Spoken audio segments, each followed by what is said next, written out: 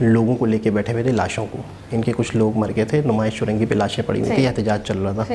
इत्तफाक से मौलानाओं का इनके बहुत सारे लड़के वड़के आसपास घूम रहे थे, एहतजाज एहतजाज एहतजाज। मैं वहाँ से इत्तफाक से गुजरा। फिर क्या हुआ? मुझे पकड़ लिया, हलवा मांगा, मुझे पकड़ के साइड पे ले, कौन हो, क्या कर रहे हो? ये मैंने कहा क्या हुआ भाई? जा रहा हूँ, घर जा रहा हूँ।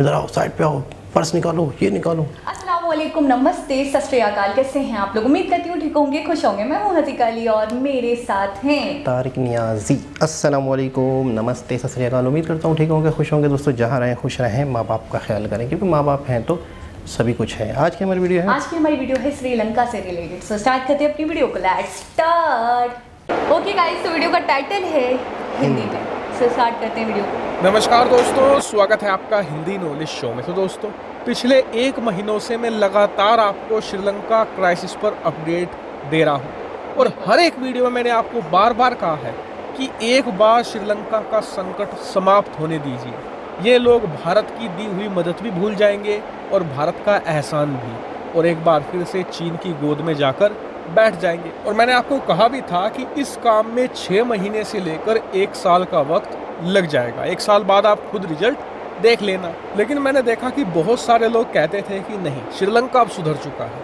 अब ये ऐसा देश नहीं रहा और अब ये हमारा ही पक्ष लेगा। लेकिन आपको बता दूं कि श्रीलंका ने आपको भी गलत साबित कर दिया है और मुझे भी। वो कैसे? दरअसल इस संकट के बीच जब भारत श्रीलंका की पैसे से मदद कर रहा है, खाने पीने की चीज़ें भेज रहा है, दवाइयाँ भेज रहा है, इसके अलावा ज़रूरत की हर एक चीज़ श्रीलंका को देकर उसकी बड़ी मदद कर रहा है, लेकिन इसी बीच श्रीलंका की सरकार की तरफ से एक ऐसा बयान आता है, स्टेटमेंट आता है, जिससे पता चलता है कि ये लोग साल 6 महीने नहीं, अभी इसी वक्त भी चीन की गोद में बैठने को तैयार है, जब भारत इनकी अकेला देश है पूरी दुनिया में मदद करने वाला। अब आप कहेंगे कि कौन सा बयान दिया, तो मैं आपको बताता हूँ। तो देखिए, श्रीलंका के अंदर महिंद्रा राजपक्षे की इस समय सरकार है। उसी के एक बहुत ही हाई प्रोफाइल व्यक्ति हैं जो है श्रीलंका के सूचना विभाग के अतिरिक्त महानिदेशक, जिनका नाम है मिलिंदा राजपक्षे। सरनेम से आप समझ गए होंगे कि कितना करीब होंगे राजपक्षे फैमिली के। तो जब ये भारतीय मीडिया को एक इंटरव्यू दे रहे थे तो इनसे पूछा गया कि भारत आपकी मदद कर रहा है, क्या आपको इससे हेल्प मिल रही है, संकट कितना जल्दी सुधरेगा और आप भारत से और क्या उम्मीद रखते हैं? तो उन्होंने कहा कि जी बिल्कुल, भारत हमारी खाने पीने की चीज़ों से मदद कर रहा है, हमें हाल ही में पैसे भी दिए भारत ने और आगे भी इस तरीके की मदद दी जा रही है। लेकिन हम चाहते हैं कि भारत IMF से हमें लोन दिलवाने में मदद करे और वहाँ पर भारत का अच्छा खासा प्रभाव भी है, ऐसे में भारत ये कर सकता है। लेकिन इसके बाद जो उन्होंने कहा वो अब ध्यान से सुनिए। मिलिंदा राजपक्षा ने कहा कि भारत हमारी मदद जरूर कर रहा है, लेकिन ये काफ़ी नहीं है। भारत अकेला श्रीलंका की मदद नहीं कर सकता, हमें मदद चाहिए चीन की। अब टेक्निकली देखें तो ये मिलिंदा राजपक्षे की बात गलत नहीं है, बात सही है। अगर चीन चाहे तो श्रीलंका का संकट खत्म भी कर सकता है। कैसे? दरअसल श्रीलंका के अंदर आज जो संकट है ये है चीन के कर्ज की वजह से। श्रीलंका के अंदर पिछले 10-15 सालों के अंदर कोई भी पार्टी सत्ता में आई हो, कोई भी प्रधानमंत्री बना हो, राष्ट्रपति बना हो, सब ने चीन से भर भर कर कर्ज लिया, अपनी जेबें भरी और देश को कंगाल बना दिया। लेकिन अगर आज चीन श्रीलंका की मदद करना चाहे तो वो ये कर सकता है कि जो कर्ज है उसकी किस्तें रीशेड्यूल कर सकता है। ये कहे श्रीलंका को कि जो हमारा कर्ज है आप 2 साल बाद उसकी किस्त देना, 3 साल बाद देना, और यकीन मानिए इससे श्रीलंका को बहुत बड़ी राहत मिलेगी। लेकिन आपको बता दूं कि चीनी सरकार से ऐसी मदद मिलना नामुमकिन है, क्योंकि आप स्क्रीन पर देखिए, चीनी सरकार ने ये तो कह दिया है कि हम भी खाने पीने की चीज़ें, दवाइयाँ या दूसरी मदद श्रीलंका को देंगे, लेकिन जब बात कर्ज पर आई तो चीन चुप्पी साधे बैठा है, क्योंकि चीन को पता है कि श्रीलंका के अंदर संकट जितना ज़्यादा गहरा होगा उतनी ज़्यादा ज़मीन वो श्रीलंका की कब्जा पाएगा। लेकिन ये बात श्रीलंका के ना तो पॉलिटिशियन को दिख रही है, ना ही वहाँ के अधिकारियों को दिख रही है, और इससे साफ पता चलता है कि चीन की वादा खिलाफी और धोखा देने के बावजूद वो आज भी चीन की गोद में बैठने को तैयार है और अपना देश चीन को सौंपने को तैयार है। लेकिन अब कई लोग कहेंगे कि ऐसे देश को तो हमें मदद नहीं देनी चाहिए, लेकिन भारत मजबूरी में ऐसा नहीं कर सकता। क्यों? क्योंकि श्रीलंका भारत के बेहद करीब है, चीन जितनी वहाँ ज़मीन कब्जाएगा भारत की सिक्योरिटी के लिए ये उतना ही बड़ा खतरा है। ऐसे में भले श्रीलंका की सरकार कैसी भी हो, भारत को मदद देनी ही पड़ेगी। हालांकि इस पूरे मुद्दे पर आपका क्या मानना है, कमेंट करके बताइएगा। Thank you very much for watching video. Okay जी जनाब। अच्छा, मुझे एक बात समझ में नहीं आई कि इंडिया अपने आप में बहुत बड़ा देश है। मुझे तो लगता है श्रीलंका जैसे 2-3 देशों को पाल सकता है, क्योंकि श्रीलंका की ना ही आबादी इतनी बड़ी है और ना ही एरिया वाइज भारत के सामने इतना बड़ा है। तो फिर उन्होंने इतनी बड़ी बात कैसे कह दी? सिर्फ और सिर्फ लोन माफ़ कर दें या उसको रीशेड्यूल कर दें, इस हवाले से, या उनको ये लग रहा है कि इंडिया सही सपोर्ट कर नहीं पा रहा? देखिए, हर इंसान, हर कंट्री के अपने मामलात भी होते हैं, अपनी इंफ्रास्ट्रक्चर भी होता है, अपना एक प्लानिंग होती है, शेड्यूल होता है हर कंट्री का। कोई भी देश जितना भी शक्तिशाली हो, लेकिन उसको सबसे पहले अपने नागरिक देखने, अपनी जनता देखनी है। इंडिया में भी कई इलाके ऐसे होंगे जहाँ पे इंफ्रास्ट्रक्चर की ज़रूरत है, जहाँ पे हालात बेहतर करने की ज़रूरत है। दूर दराज इलाके होते हैं, नागालैंड, नागालैंड, मणिपुर, कई दूर दराज इलाके आपने देखा इंफ्रास्ट्रक्चर के काम हो रहे हैं। कश्मीर से और आगे पहाड़ी इलाके हैं।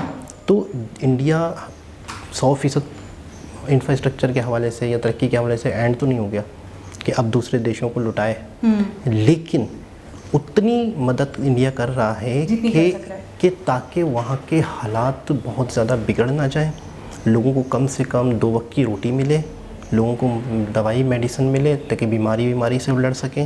ये वो हेल्प है जो इंसानियत के दायरे में आती है। वो मफादात की जंग नहीं होती। वो समझो कि मेरा तुमसे कोई मफाद, तुम्हारा मेरे से मफाद, उसमें नहीं होता। लेकिन जितनी मदद पैसों की शक्ल में और फूड की शक्ल में इंडिया ने की है, वो कर भी रहा है और आगे भी करेगा। और मज़े की बात ये है कि थोड़ी मदद करके अगला देश देखेगा ना कि वो कहाँ खड़ा है। अब मिसाल के तौर पे हालात बहुत बुरे हैं तो सभी कुछ दे दिया, फिर उसके बाद फिर वो खा पी गए, फिर ख़त्म हो गया। तो असल ये होता है कि आपकी अगर कहीं से थोड़ी बहुत मदद आती है तो आप उनसे अपने पैरों पे खड़े हों, आप अपने हालात को मज़ीद बेहतर करें। कोई आपको मदद देता है तो उस मदद का ये मतलब नहीं होता कि मदद खा जाएं, खा पी कर उड़ा दें। ठीक है ना। तो इंडिया अपने हिसाब से, अपने तरीके से जितनी जहाँ हो सकता है वो मदद कर रहा है, अपने बल पर कर रहा है। लेकिन आपने सही कहा कि उसको अपने मुल्क में भी लगाना है। पूरा नहीं दे सकता, ठीक है ना। और ना ही सब कुछ दे देने के बाद वो श्रीलंका इंडिया का हो जाएगा।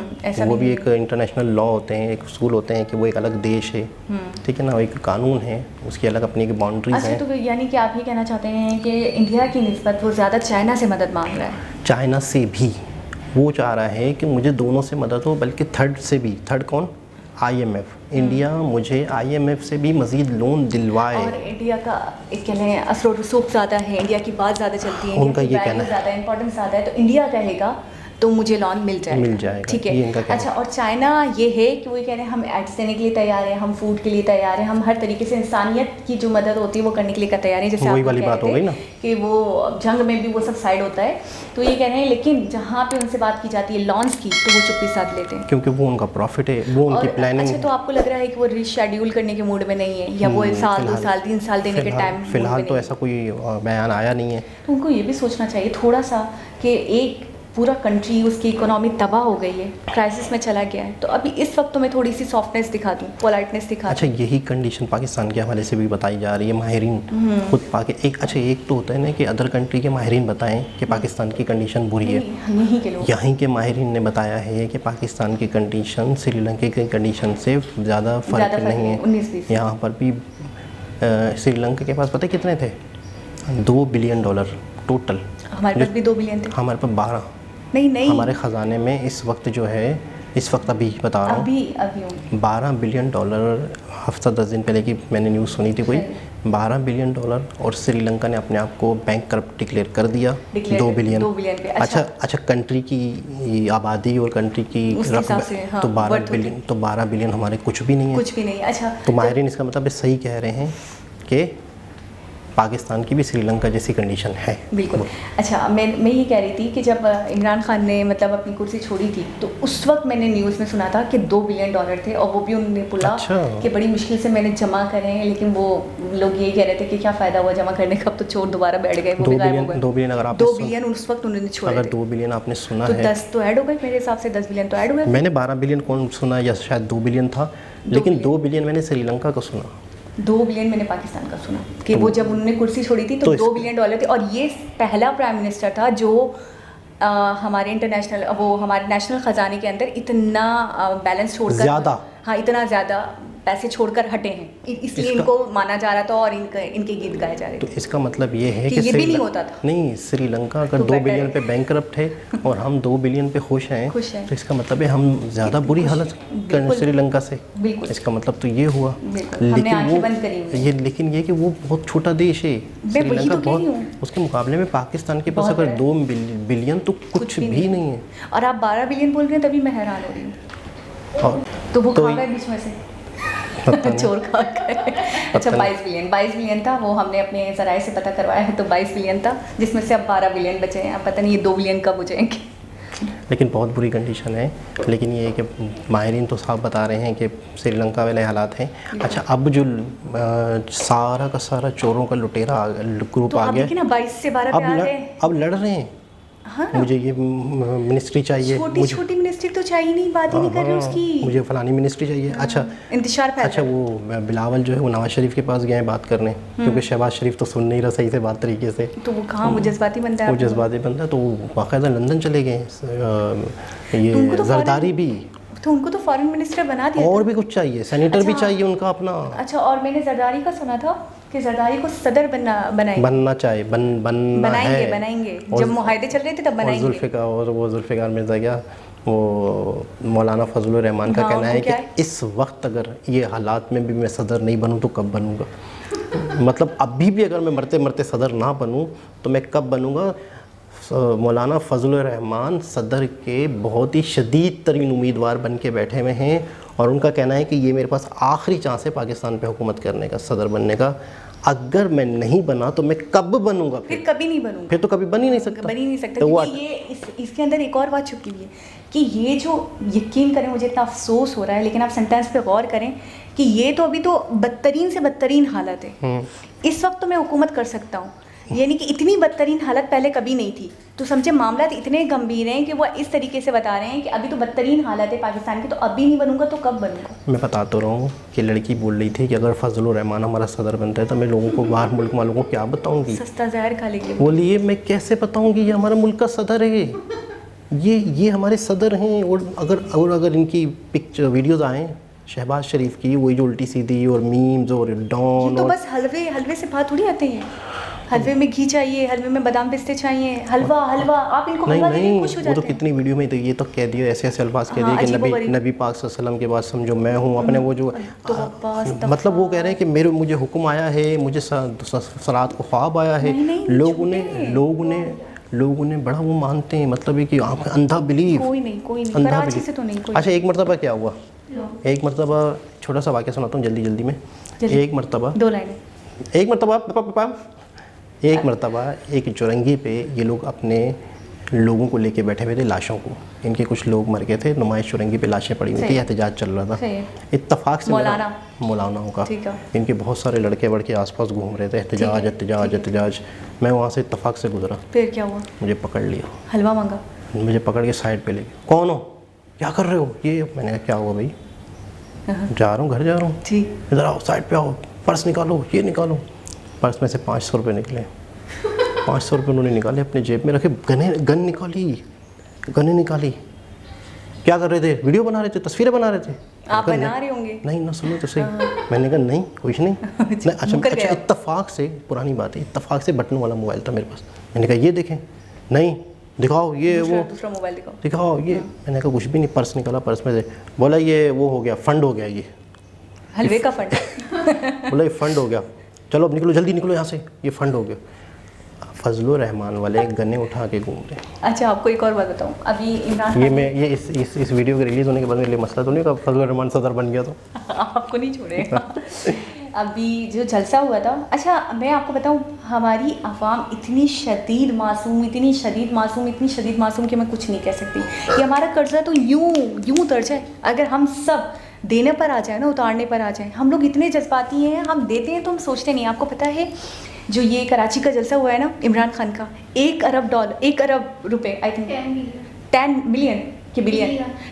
Billion dollar Pakistani rupees, 10 billion rupees, 10 billion rupees जलसे से जमा करे उन्होंने। हाँ, कर दिए। परेशान, हैरान। फंड अब इसका मतलब है कि माहिर हो गया मांगने में, और लोग अंधे हैं, ब्लाइंड ट्रस्ट करते हैं इन पे। 10 बिलियन दे दिए। बड़ी बात। अब मैं ये सोच रही हूँ कौन लोग हैं जो 2 बिलियन मांग रहे हैं, 4 बिलियन मांग रहे हैं, वो अपनी आवाम से मांगे, आवाम मदद कर देगी भाई। 10 बिलियन तो हम ऐसे ही एक जलसे में निकाल देते हैं। ये हालात है, ये हालात हैं। लेकिन ये है कि वो मैंने बताया था ना कि एमपीएम 80 करोड़ रुपए में बिकी थी, तो एक बंदा कह रहा था कि हमारे इलाके के 4-5 लोग एमपीएम खरीद सकते थे। बोल रहा है हमारी इतनी बड़ी पार्टी है जिसका कराची में इतना हुआ है, वो इतनी सस्ती है कि 5 से 6 लोग मिलके खरीद। मुझे उस दिन, यकीन करें, मैं बहुत बड़ी बात बोली, मुझे उस दिन लगा कि अगर हम चाहें ना, अगर हमें सही तरीके से ये हमें गाइड करें, हमें बताएं, हमें समझाएं, ये मुल्क अपने पैरों पे खुद खड़ा हो जाएगा। हम उनके मुंह पे मार दें उनके कर से।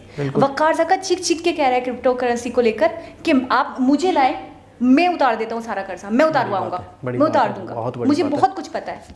आप लोग क्यों टेंशन ले रहे हो? लेकिन उसको कोई सुनता ही नहीं, उसकी मजाक उड़ाते हैं। जबकि आप खुद कह रहे थे कि बहुत बड़ी पर्सनालिटी है, बहुत अच्छा बोलते हैं, सही बोलते हैं। उन्होंने काफ़ी लोगों से, मिनिस्टरों से बातचीत भी की, मुलाकातें भी हुई, एंड टाइम पे मामला से कह रहे हैं आपका कर्जा मेरी जिम्मेदारी। एक शख्स खुद कह रहा है सामने आके, आपका कर्जा मेरी जिम्मेदारी, आप मुझे एक टाइम पीरियड दो, मैं उसमें सारा कर्जा उतारने के लिए तैयार हूँ पाकिस्तान का, बस आप मुझे कुछ अथॉरिटीज दे दो, बहुत बड़ी बात है। और जायज़ तरीके से बता रहा है, नाजायज़ क्रिप्टो वगैरह के थ्रू और दूसरी चीज़ों के थ्रू। बिल्कुल ऐसा ही है।